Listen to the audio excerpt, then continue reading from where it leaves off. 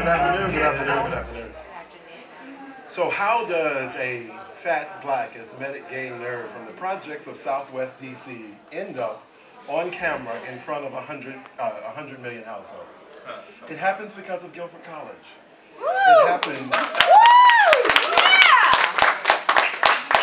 It happens because of the education and the experience of being here. Because if you take in Guilford College as simply college with Guilford tacked on the front of it, you could be anywhere.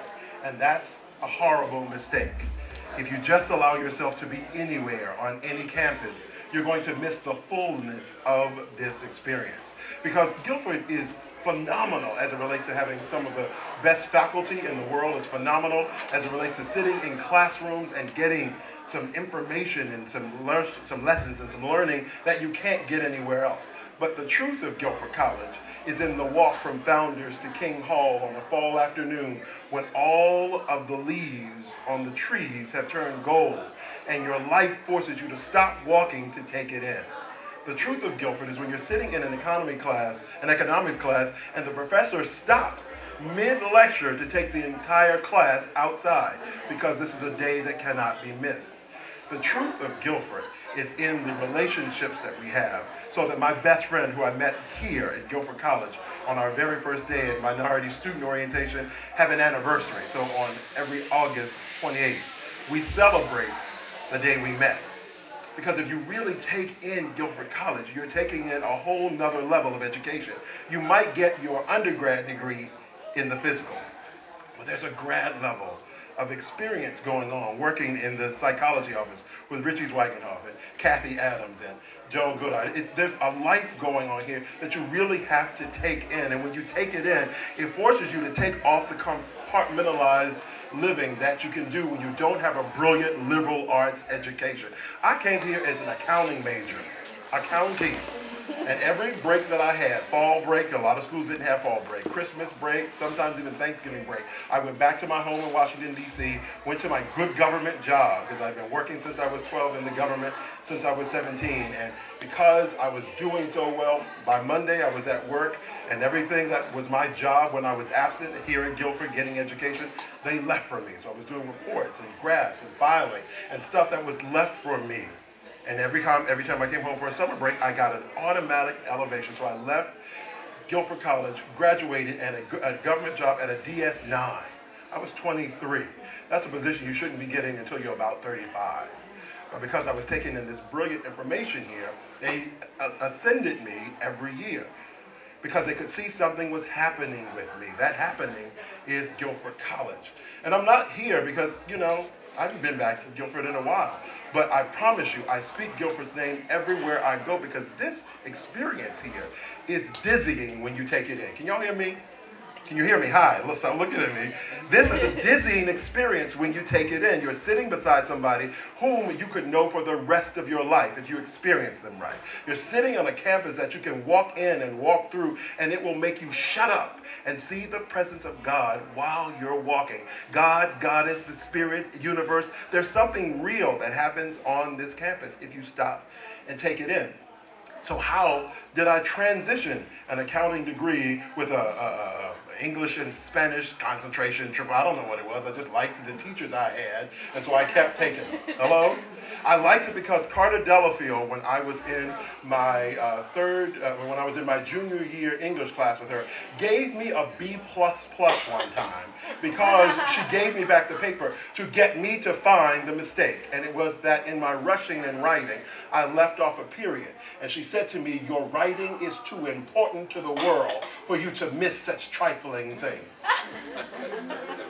That's what Guilford does for you. It doesn't hand you an A because you're a good writer and you go expecting this from the world, this lauding, this loving, this lifting. What it does is make you stop it long enough to love on yourself and respect and appreciate the gift of you. I took that and went to a government job and then realized that that wasn't enough. Guilford gave me the absolute audacity to be able to believe in my 20s that a good solid job with benefits wasn't enough. That having a car, because I was a kid and living in the nation's capital wasn't enough. And I was able somehow to speak out loud, How could I work at that network, that one that my bus went past on my way to work in Washington, D.C., the one where I saw Stevie Wonder and Lena Horne and Patti LaBelle and Luther Vandross? How do I work there? I didn't know, but I knew enough about my experience here to be able to ask the question. And somehow in doing so, it transitioned me around the company I was working in, and then finally out of it, realizing it wasn't going to happen there. And at some point, just in the experience of life, you have to throw your hands up and say, I don't know. The pastor in me wants you all to know that there is no greater word that you can speak to the universe than being truthful and honoring you don't know. Because arrogance will meet you in your 20s, I promise you. And if you waste enough time, you will trod through them thinking that you know better. I promise you, young man, you do not. I promise you, young man, you do not. So give yourself the graduation gift of saying, I don't know, to your parents and to yourself, and figuring it out. Because then I found myself at a temp agency. And the temp agency walked me into Black Entertainment Television. I walked into Black Entertainment Television, and the woman who runs the music department was interviewing for an executive assistant. This was going to be a step back in all of my Guilfordian education and my budget analyst and my good solid position, but I knew that this was the opportunity for me when I sat down to interview with her, and her nameplate on her desk said Lydia N. Cole. And she asked me if I had any questions after our 45-minute interview, and I told her I simply had one. And I asked her what her middle initial stood for, and she asked me why. I said, because if your N stands for Natalie, that means I'll be working for L. Natalie Cole. And Natalie Cole is my favorite singer. It just felt like a sign from God. And I used to work for her. And she said, do you honestly believe that? I said, I do. I mean, if you want to believe, belief has nothing in it but to believe.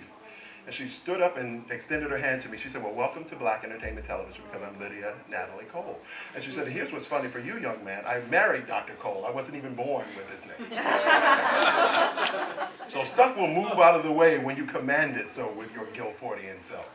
And I went into the company, and a year later, she said to me, there's something about you. I just feel like I'm going to lose you in this job, because I type 103 words a minute, which I learned to do in the library, charging people $15 a page for their term papers that they waited too long to turn in. And I got to, it was $10 yesterday. You took too long. That's not my fault. It paid for my Guilford education in its own way. And from that experience, she said, I feel like I'm going to lose you, because something about being able to decompartmentalize your brain here at Guilford allows you to process differently. She's like, how do I keep you? And she finally went into the to the annals of the company and said, and I said, this job, this music researcher and record label liaison position, I want this. And she said, well, we probably will never hire anybody for that position, because it's a payola position. You get the music videos in for the company, you send out the playlist, you interact with the record labels. And I said to her, I do all of this anyway. I just want to get paid for it. And nobody had ever acknowledged that. Nobody had ever seen themselves doing this, but responsible for this, and caring enough, believing enough in themselves to just command it. The next year, the woman who, that woman who ran the music department went out on maternity leave, and a new woman came in.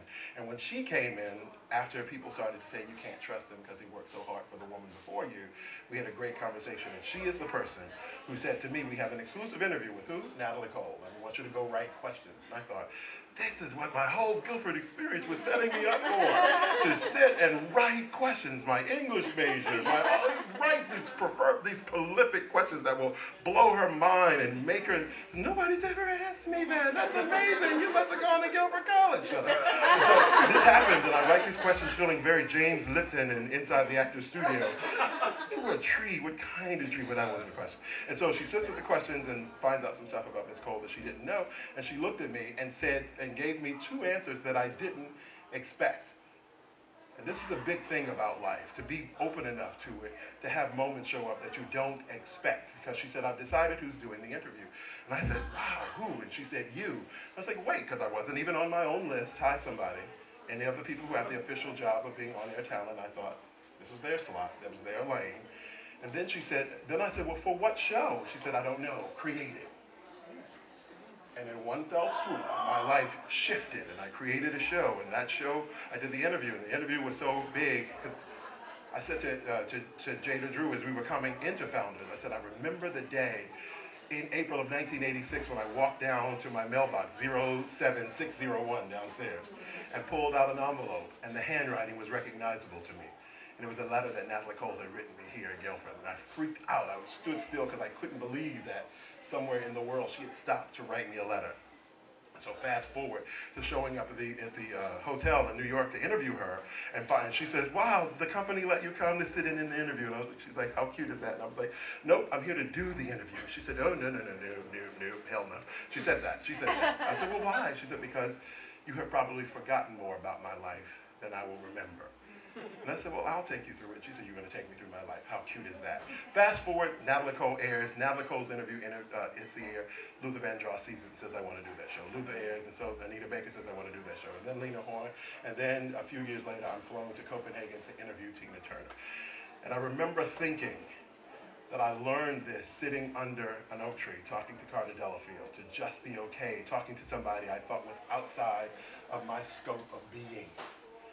I just want to stand before you today to tell you you can be anything you want if you take in this full experience. Take in all of it, not just the stuff you see, but the time when you and a professor are walking down the path and you think, "I'm a kid, I should just walk past them or be quiet."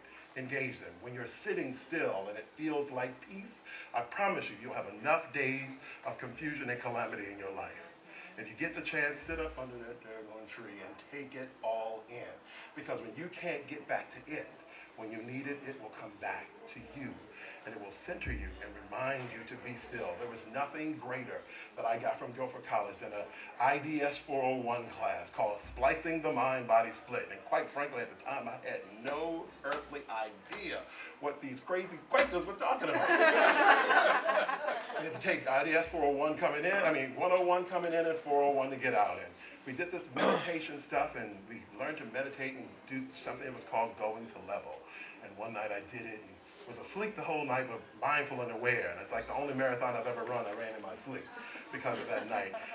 And every once in a while, when the world gets too crazy, I go to level and remember being at Guilford College and remember what it feels like to be connected to my breath and to my mind and to myself, and it stops storms when they rage. This is a brilliant place, and you're brilliant people because you chose this school. You might think your parents picked it. You might think it was your second choice school. You might think there are other reasons you're here, but you are the chooser, and you chose to be here on purpose. And I want you to know you're here with purpose. And when those two come together, it will all make sense. All of this will make sense when you surrender and realize that there is something else going on when the right person and the right place get together for the right